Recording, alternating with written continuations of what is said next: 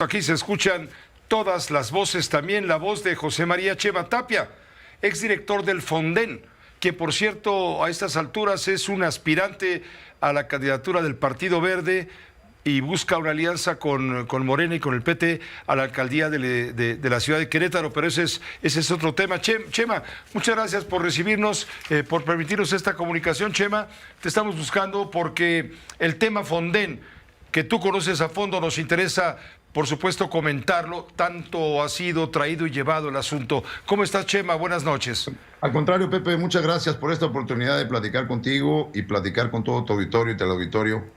Y creo que es un momento muy oportuno porque todo el mundo piensa que el Fonden es un instrumento financiero que maneja una sola persona y no fue así. Yo te lo puedo decir que fui director del Fonden durante la administración pasada del 2013 al 2016, hasta el 15 de octubre del 2016. Y el Fonden fue creado como un instrumento financiero interinstitucional que se aglutinaban todas las dependencias del gobierno federal y los gobernadores estatales.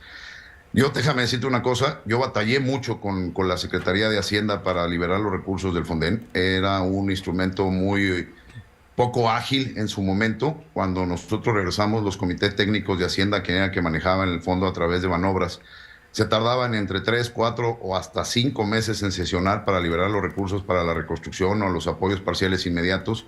Y la verdad es que nosotros lo agilizamos porque tuvimos la instrucción muy clara de no politizarlo, llegar a tiempo con la ayuda y llegar sobre todo, atender las emergencias. El tema de la coordinación con todos los actores, tanto el gobierno federal y los gobiernos estatales, es lo que hizo posible, junto con el sector privado, la sociedad civil y muchas personas y muchas manos y brazos que nos apoyaron para atender los desastres, que no hay desastres naturales, y esto lo quiero dejar muy claro, no hay un desastre natural, hay desastres causados por fenómenos naturales, que es muy distinto, y que fueron atendidos en una coordinación plena con todos los actores que en ese momento... Pero sin embargo, Chema, el actual gobierno desaparece este Fonden, señalando que se trataba de una caja chica demasiado grande para beneficiar a unos cuantos y que eso había que desaparecerlo.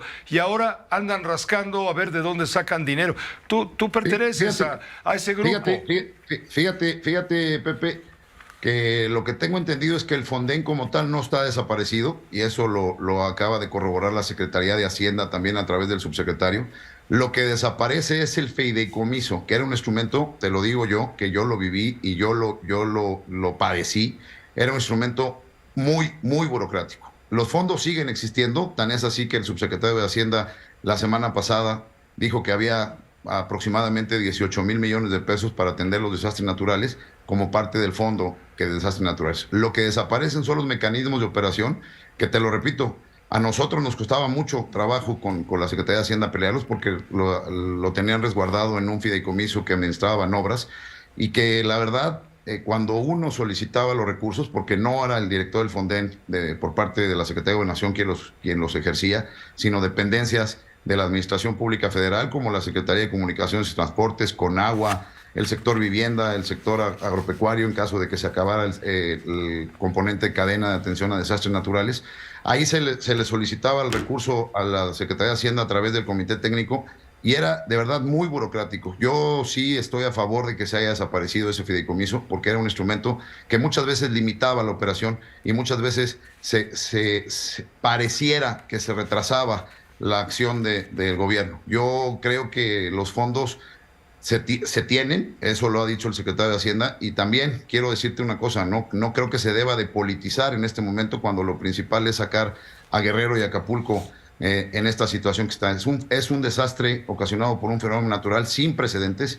Fue un huracán que creció de una manera atípica, sobredimensionada, porque en 7, 8 horas pasó de ser de huracán categoría 1 a categoría 5. Sus vientos se aceleraron.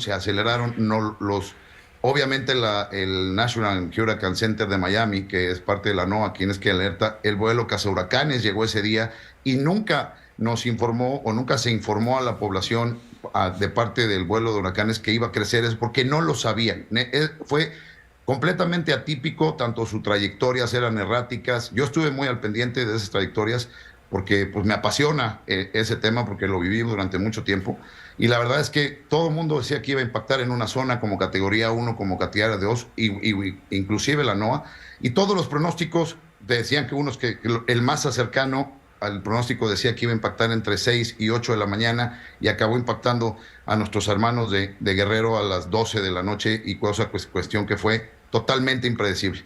Pero qué valoro mucho el apoyo de las Fuerzas Armadas, la verdad, esos brazos, esos hombres y esos que se la rifan con el ciudadano, junto con la Marina, junto con la Guardia Nacional, obviamente a nuestros compañeros de la Comisión Federal de Electricidad, la Cruz Roja, la sociedad civil, que estamos viendo que ya hay acciones muy contundentes. También las acciones que ha emprendido el presidente de la República al haber instruido al secretario de Hacienda que ya pusiera la mesa en Acapulco para que la Asociación Mexicana de Instituciones de Seguros, la Comisión Nacional Bancaria de Valores, se empezara plan fiscal y financiero para Guerrero. Creo que es una oportunidad para reconstruir Acapulco y tenerlo de mejor manera, sin descuidar lo prioritario ahorita, que es salvar las vidas, tener la continuidad de operaciones que se necesita para poder sacar a nuestros hermanos de Acapulco en este momento tan crítico. Gracias, José María, gracias por permitirnos esta comunicación.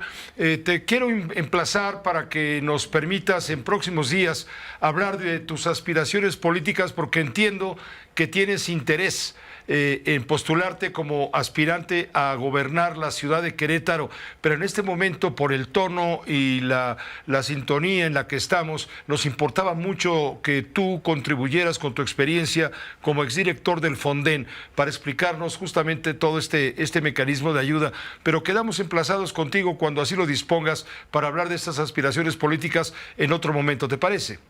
Al contrario, Pepe, yo te agradezco mucho. Creo que no es el momento adecuado. Tú muy bien dices, creo que ahorita tenemos que unirnos y solidarizarnos con Acapulco, con Guerrero, y decirle a la gente que no hay precedente de un fenómeno natural de esta naturaleza y que estoy seguro que el gobierno de la República lo va a hacer bien porque tiene los mecanismos, tiene los fondos y tenemos todos los mexicanos una labor para poder atender y poder sacar a Acapulco adelante.